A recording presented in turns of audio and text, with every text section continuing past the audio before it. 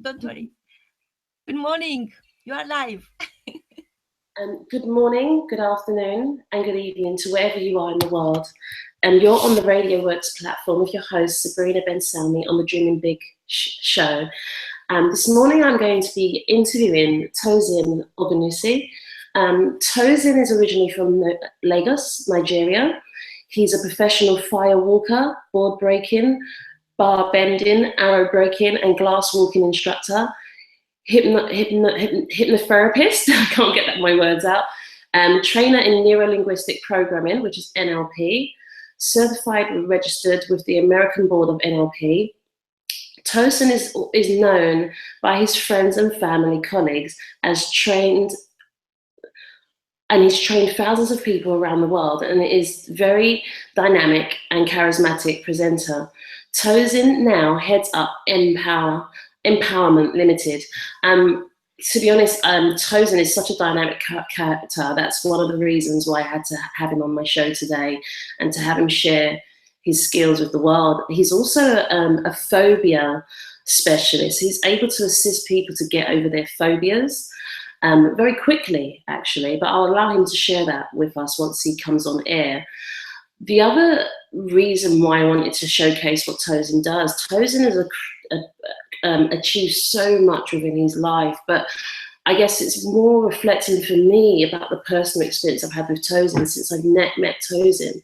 He's been so committed, so fulfilled, consistent, and he was the person that came down to Arsenal to help my son Treshawn run his first Fathers and Son workshop. Sorry, just bear with me a moment.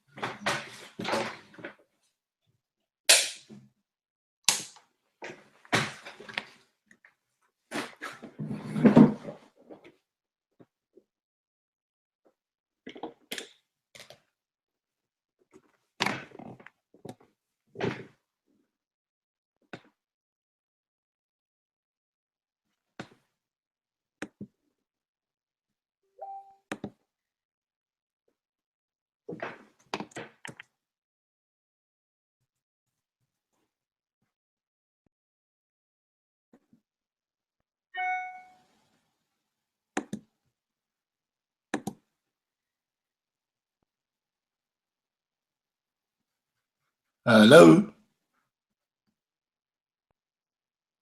Hello. Hello, hello, hello.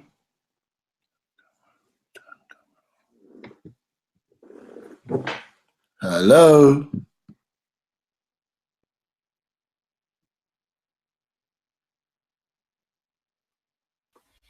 Hi, we are waiting for Sabrina to come back. Oh, okay. Hi, how are you? I'm very good. So tell us your story. What had happened one day that made you think, you know what, this is not right. I'm going to put it. So what had happened?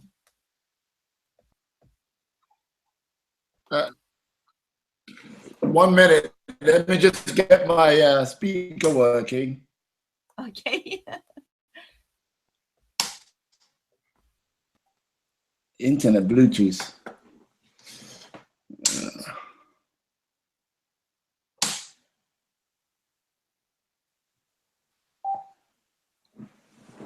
Well, the question is, can you hear me all right? Anyway.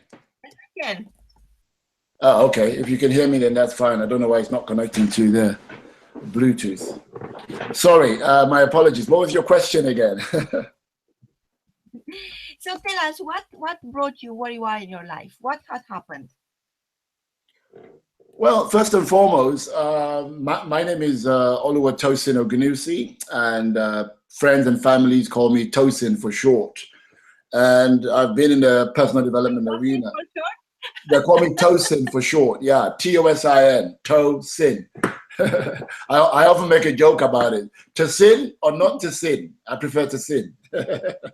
Anyway, I've been in personal development since I was 19. So we're talking about almost 20, 25 years. And that's since the time I arrived in the UK. I came in the UK, I think it was February 1992, and I was 19.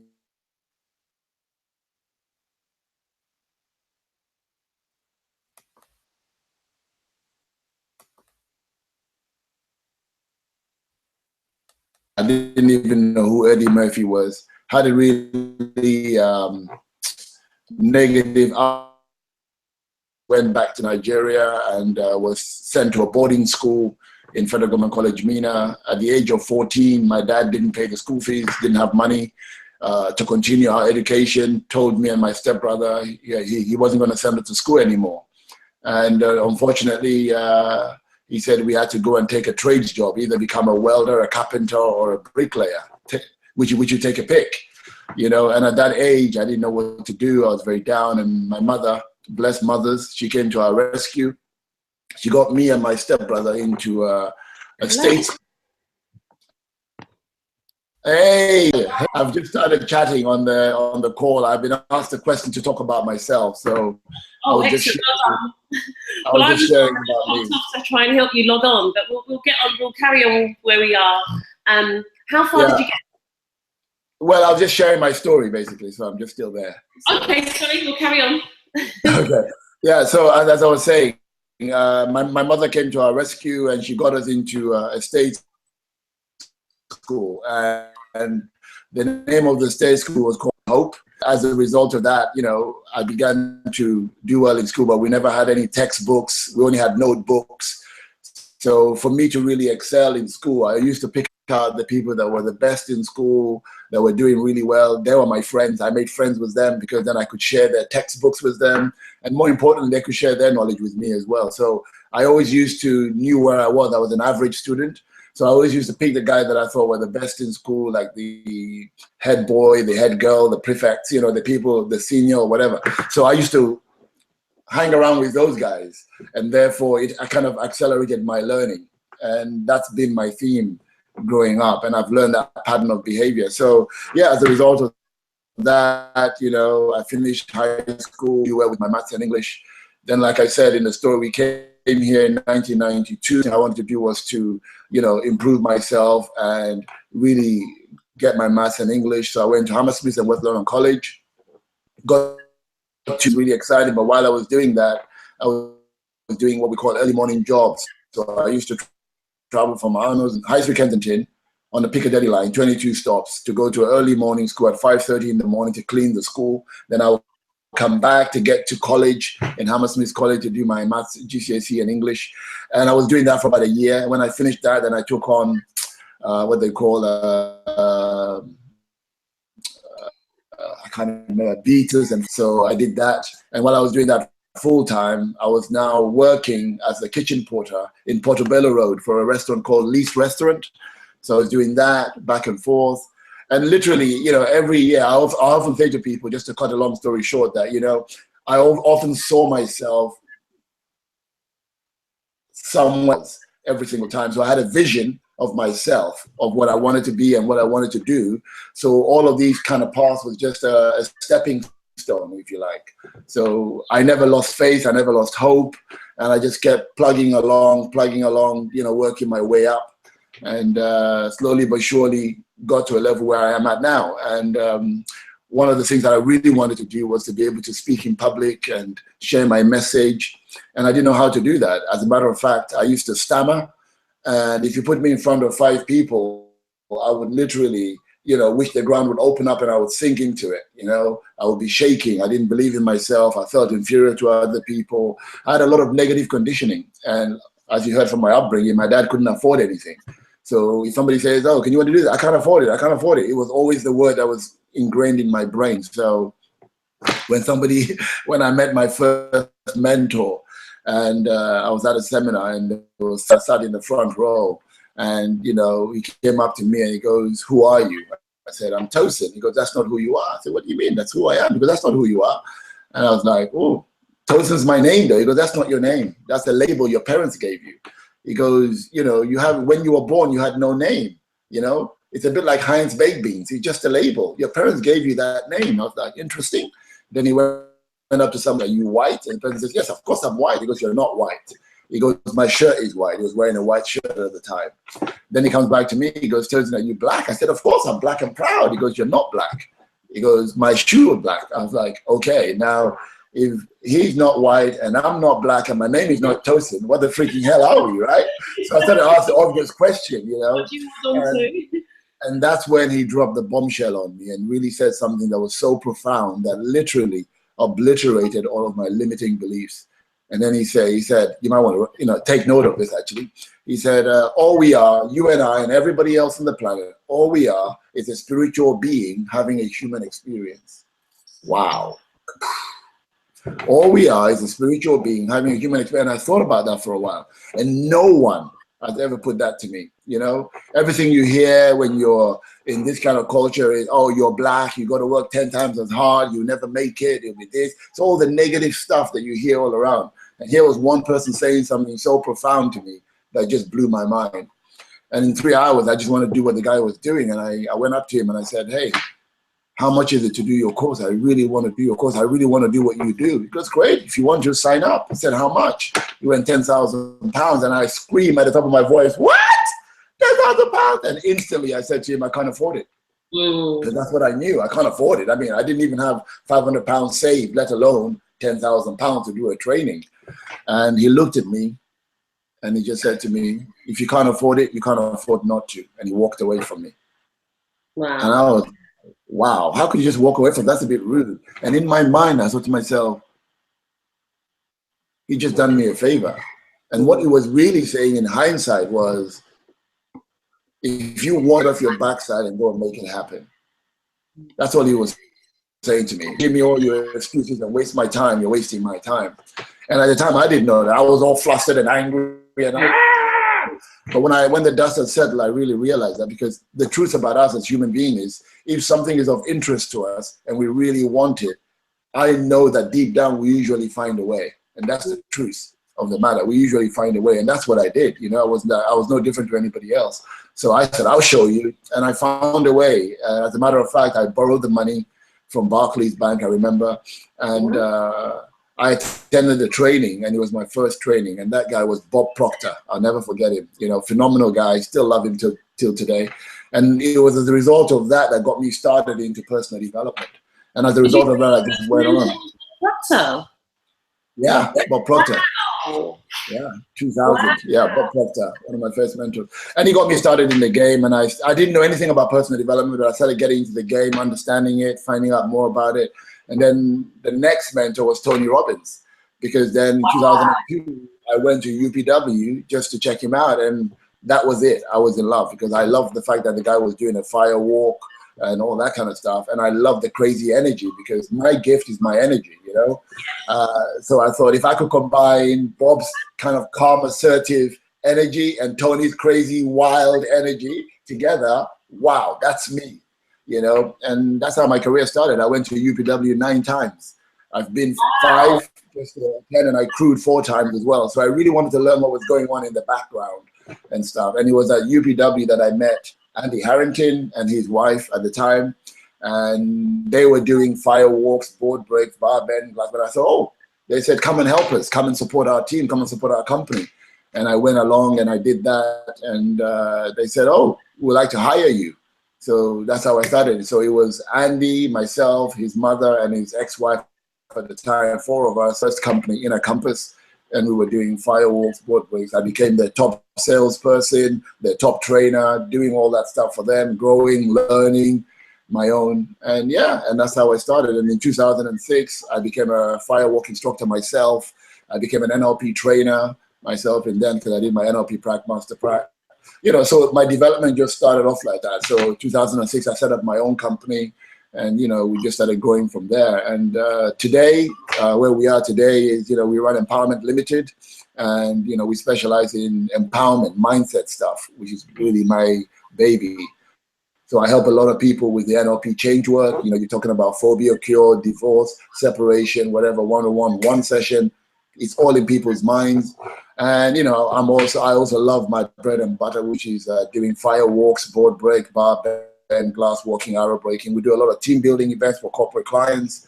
We worked with the likes of Aviva, O2, TUI, you know, just to mention a few.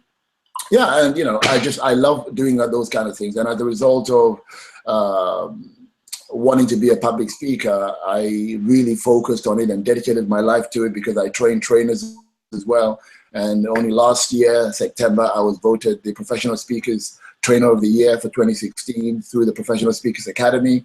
So, you know, I've been doing speaking and mentoring for a long time. I won an award as well for the NLP of the Year, which is somewhere. I can show you. This is my award for the Trainer of the Year 2016. You know, I've won loads of awards for speaking. There's an award for speaking as well.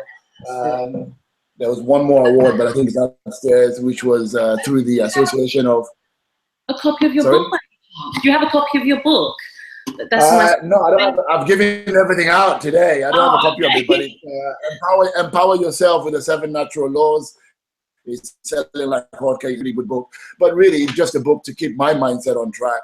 You know, often people ask me and they said, "Oh, what keeps you going? What keeps you motivated?" Well, the book was written as a Bible, because when I was going through a really tough time, lots of sayings and quotes and poems and stuff around me, but I had them in everywhere.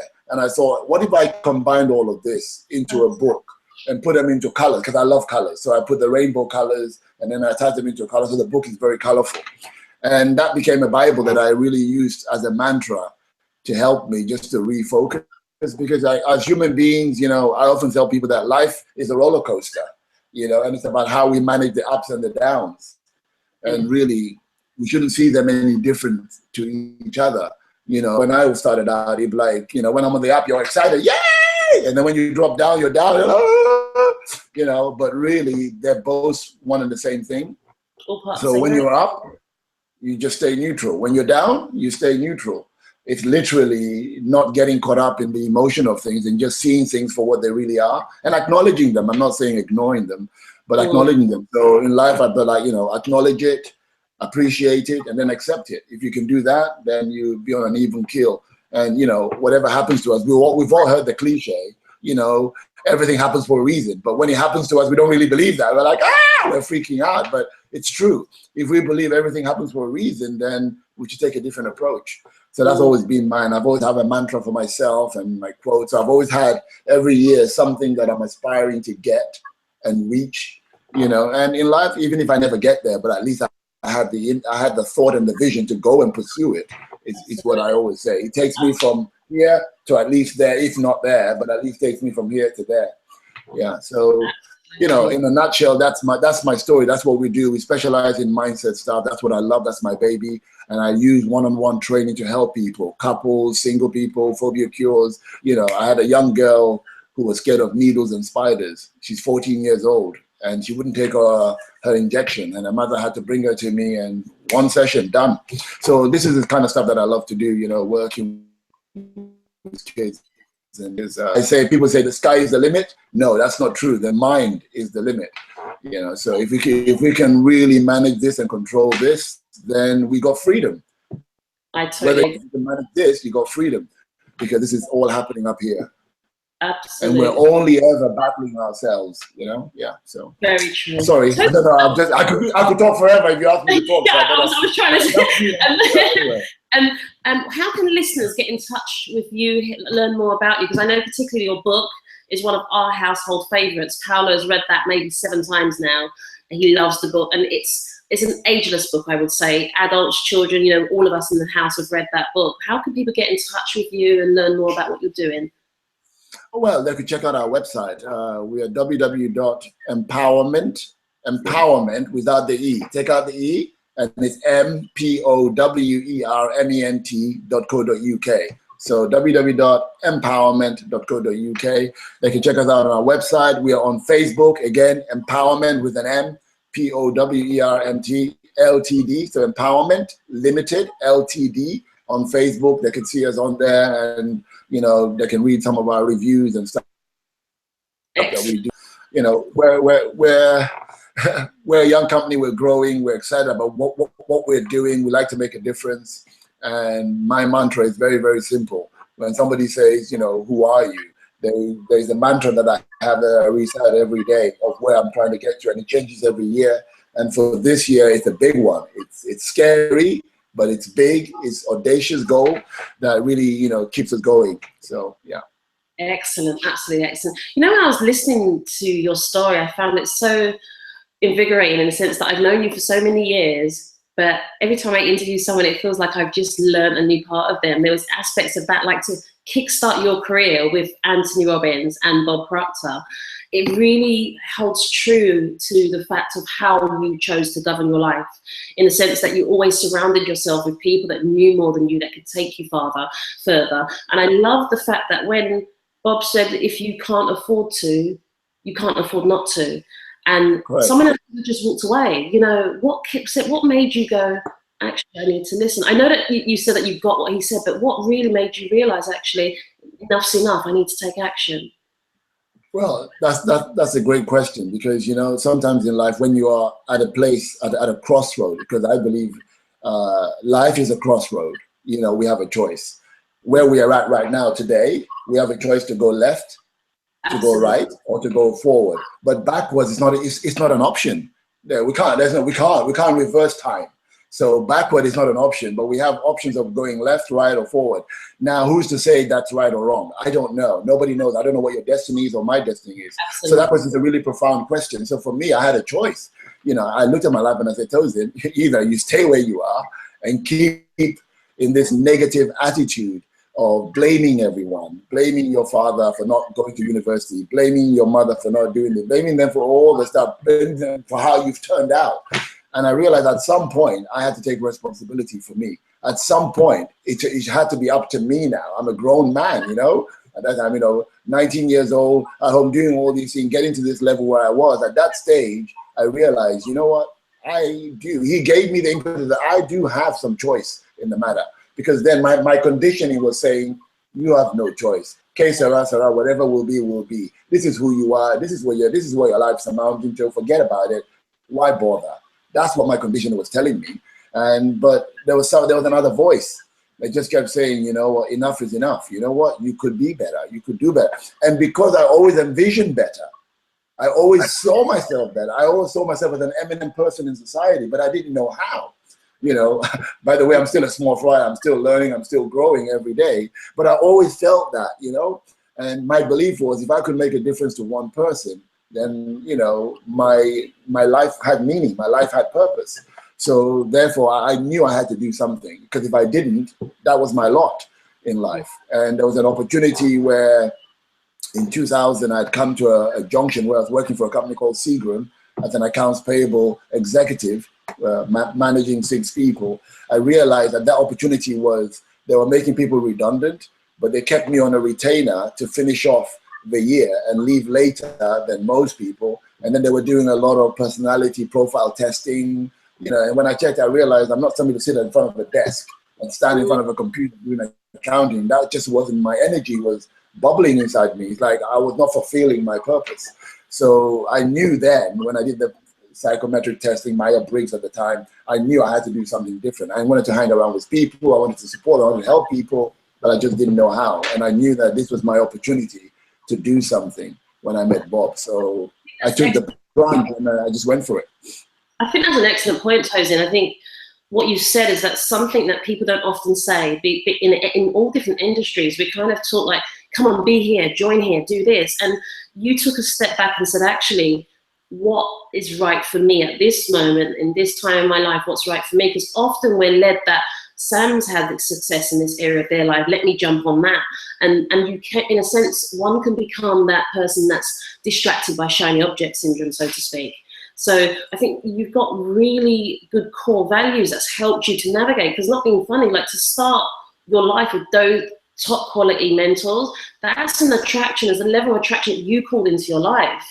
Because well, this is what I often say, you know, I don't know what you believe, but when you talk about destiny, it's almost like sometimes if you're meant to go there and you are resisting to go there, universe has a way of turning around and whacking you with a baseball bat on your head. Literally. Or something, and then you pay attention and you go, okay, where am I supposed to go? So you have those moments of reflection. But as you say, core values, I don't know, because at the time you think you're making the biggest mistake of your life. Because my mother was like, are you crazy? Are you mad? You're going to leave accountancy? You're going to leave what you're doing, a secure job, to go and do what? You know? And till today, she still asks me, do you have a real job? And I don't. You know, according to her, I don't have a real job. So she's still bitter about the fact that I made a decision to leave. But I thought at some point, you know what? I'd rather make those mistakes myself. It's my choice. And I had to make it, because she saw that as a secure job, getting paid every month, and now to go into play where I don't know where the next paycheck is coming from, you know, from month to month, which is a scary place to be for most people. And that's where we're at, you know. So it's almost like, for me, it's like you're alive, you're consciously awake, you're alive every day, because you got to make choices every day. And I have to be honest, sometimes I don't make the right choices every day. And sometimes you do have that moment of anxiety and doubt and fear. Is it going to turn out all right? But you know what? I wouldn't have it any other way, you know. So it's one of those. Thank you for choosing you, Toes. And I think, you know, I can only speak for my family and the people I know you've worked with. You know, when we met you several years back, that I have seen nothing but consistency from you, consistency, high energy. When you come into the room, you play full out. And not only do you play full out, you make sure that people that are around you understand that they are worthy to go for their dreams. And I thank you from my family, because when my son had his first workshop at Arsenal, you were there. You drove all the way from Norwich in the morning, and you drove all the way back to Norwich. And that, I think that speaks volumes for your character, because it's not just you speaking, you walk the talk, you put in, you know, you coach my children, you're there for me. And I think, you know, it's that ripple effect, isn't it? Had you not stepped forward, you wouldn't be able to touch the lives of us and other people that you have touched. So for that, I have to thank you. There was an interesting point that you mentioned. When you told Bob what your name was, Bob said that's the name your parents gave you. And it made me think about the listeners, because often we have to question, whose dream are we really living? Are we walking the footsteps of what our parents desire for us to walk, or are we actually living our own life? And I like the way you put that, and actually saying that your mum thought that you were doing the wrong thing, but you had to do what you needed to do for you, because it makes you feel alive. Absolutely. Well, you know, I'm glad you said that, because often or not, and it's not a bad thing, it's not a bad or good thing, there's no judgment here, but yes, often or not, parents always want to guide their kids into the career, that path that they're on. And I've seen it work brilliantly, and I've seen it go awry completely. You know, my spiritual mentor, he's an engineer, he's a scientist. All his kids went to UCLA, they've qualified, they're engineers. A couple of them are engineers. One of them refused to say, you know what, I don't want to be an engineer, I'm going to be a lawyer. And she's going to become a barrister, and she's doing really well in Canada. But two of the other kids, the eldest one, has kind of taken over the mantle of the business of the company. And that's worked really well, because he's been like a second person to the father, and the father's really happy, and it's great. But in terms of mine, you know, my dad used to work as a PR communication officer for the Nigerian High Commission, but he saw the accountants earning good money.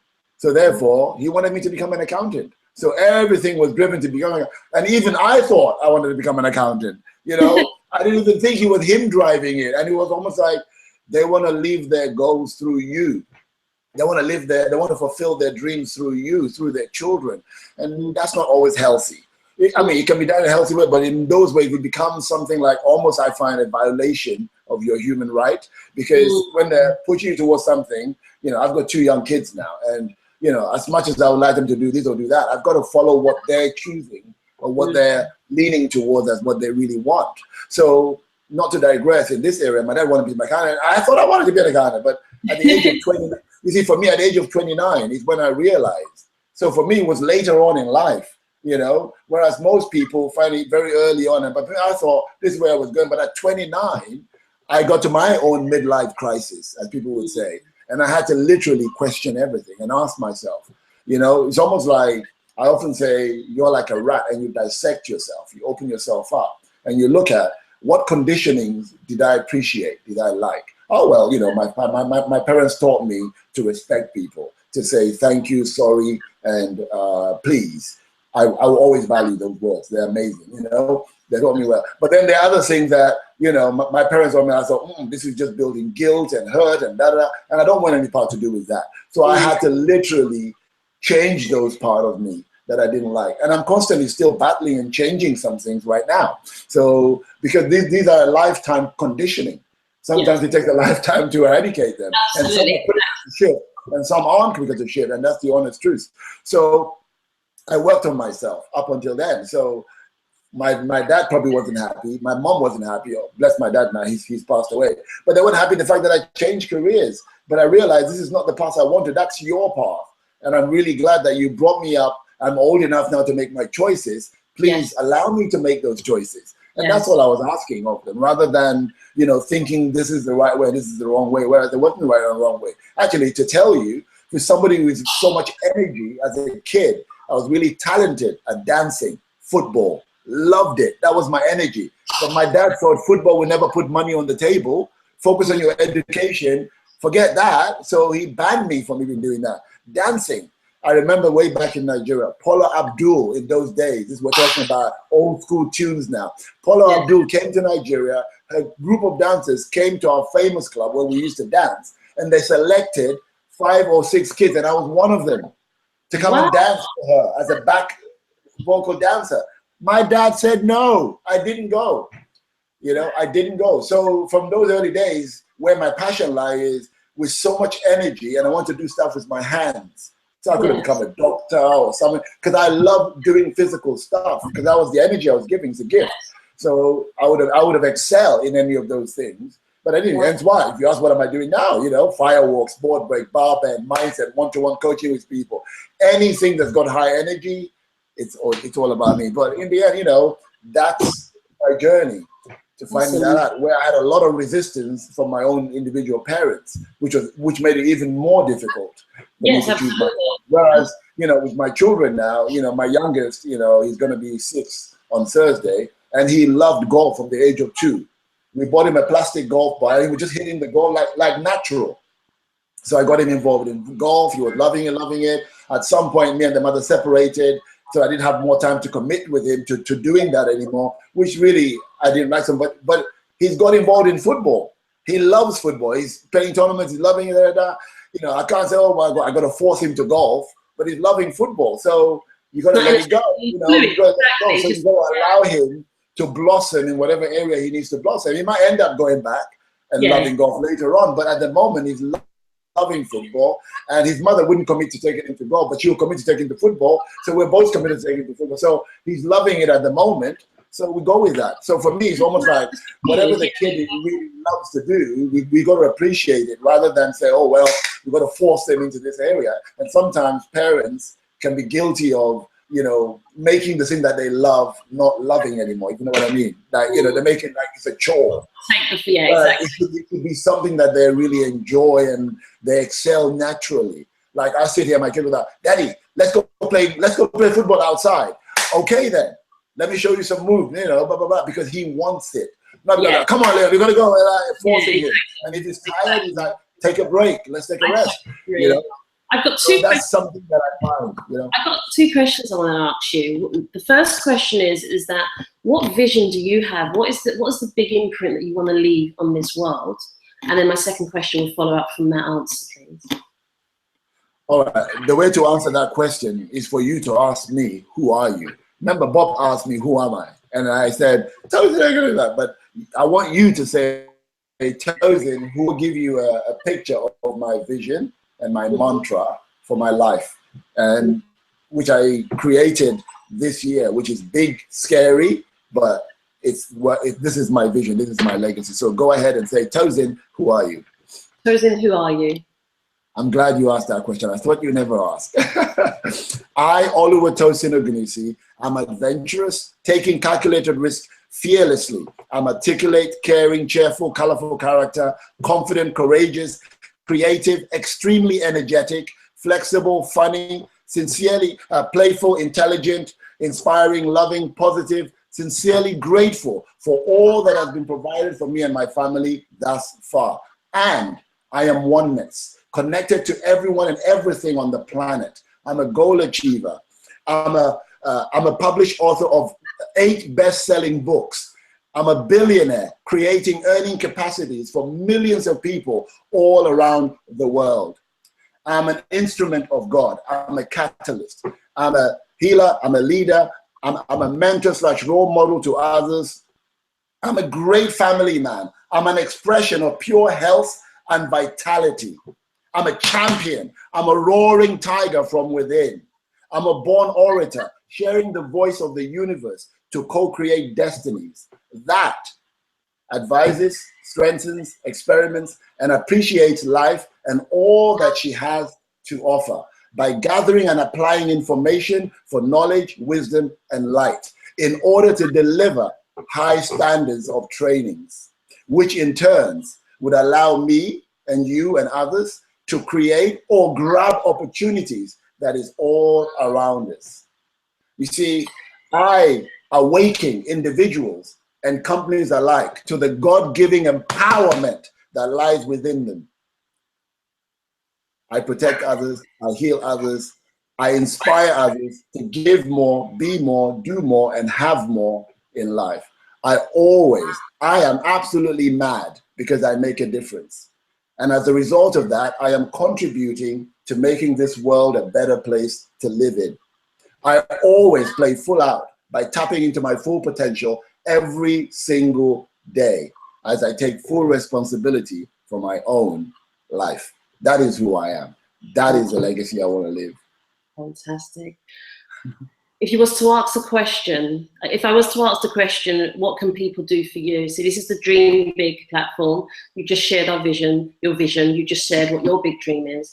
How can listeners help you to put this dream together? Well, the best way that listeners can help put this dream together is to really be honest with themselves. When you look in the mirror and you know truly in life you can give more, be more, do more, and have more, in that order, by the way. And don't think, even when you have something to give, you actually have something to give, whether it's your experience, talent, your money, whatever, that's what we can give. Like by, being on this platform and inviting me onto the platform, which is absolutely brilliant. Well, so we can always thank you for what you've done for us. Yeah, it's a pleasure. But it was easy to do that for you guys. I was going to say, because other people have been there for me, other people are there for me as well. So therefore, I've got to be there for other people as well. And this is what I call the continuum of life, and you never know where this may lead, because everything's like a ripple effect. You do something, but you don't know where it's going to lead. And I remember very fondly the story of Jim Rohn, 18-year-old student coming to his classroom, and that one student right now is changing the face of the planet. His name is Tony Robbins. So you don't know where you help one person and where that ripple effect is going to go. I have no idea. So you have no idea what you've just done here with this exposure, for me sharing my message and my vision. I don't know where it's going to go. It may go nowhere, it may go somewhere. So helping your kids and coaching your kids, it's a joy, it's a pleasure, because I know they're going somewhere. They're special kids. And like I said to you, it takes a special kind of person like yourself to be able to take your children and drag them everywhere you go in terms of personal development, opening their minds to these kind of like mindset stuff. I was 29, Sabrina, when I started learning this knowledge. So for your kids to start at an early age, that's amazing. Can you imagine what they'll be when they're 16, 17? To say, when I look at the college that I learned with, Nick James, his parents were taking him around like you are. And by the time he was 17, 18, he was excelling. He's doing really well now. So the earlier we can get our kids involved in this, the better. My children are involved in this now from the early age, so I see that. And because they're getting to understand from us and see what we're doing, so they're improving. Now my kids don't have it like I did. They don't have it hard. They don't even know what hardship is. from growing up in Nigeria, going to school with no slippers, getting beat, having one uniform, no cars, jumping on buses, having the equivalent of 50p to go on a bus, 50p to come and 50p to have something to eat. Well, you can't buy anything with 50p. If you look at it, 50 kobo, you buy like maybe peanuts. That's what it used to be my meal. If I wanted to have a meal with all my other friends, I had to save my 50p for like a whole week or 2 weeks to be able to sit down in a canteen and buy meals like my other friend that had £5 in their hands. So that was the kind of hardship I went through, and I don't want that for my kids. So it's very different now that they're doing better than we ever do. And I try to teach them and get them to understand that life is not as it seems, and there are other people that are less off than we are. So they have to appreciate that. But the best thing your listeners could do, which is the question you asked, is just be honest with themselves, look in the mirror, and really truly believe in themselves, because we can always be more, do more, and have more. Life is always continuous. The minute we think we're there and we're here, which I used to think I was, then we're just digressing. And it says if you're not creating, you're disintegrating. So if you're not living, you're dying. So we can't be one or the other. We can't just stand still. So we've got to keep moving. So that's what I would say to them, is whatever they do, to keep moving. And if they want to reach out, if I could support them in any way, then they can reach out on our website, like I said, or our Facebook page, Empowerment Limit. They can like it. And every week now, I'm doing a topic of the week every Monday on Empowerment Limited. So if the listeners want to get some golden gems and improve their life in some way for free, then they can like our page and now, be there every Monday to give them some, we call it Inspirational Monday, Motivational Monday, because people hate Mondays. I love Mondays. So every Monday, 9 o'clock in the morning, I'll be doing some inspirational stuff there. And I started this week, so it'll be great. So that's how they can prove that whatever you do, just keep moving. That's my, Thank you very much, Tosin, for your time. Sorry about the technical difficulty today. Hey, it happens to the best of us. Exactly, we're not perfect, but we made it work. And you shared your story, and I really, really appreciate that. Tosin, I wish you continued success, health, and happiness for you and your loved ones. Have an amazing day. Listeners, thank you. You're listening to Radio W.O.R.K.S platform with your host, Sabrina Ben-Salmi, on the Dream Big Show. Thank you so much, Tosin. It's a pleasure. Thank you for having me, and God bless. And you. Take care. All right. Bye.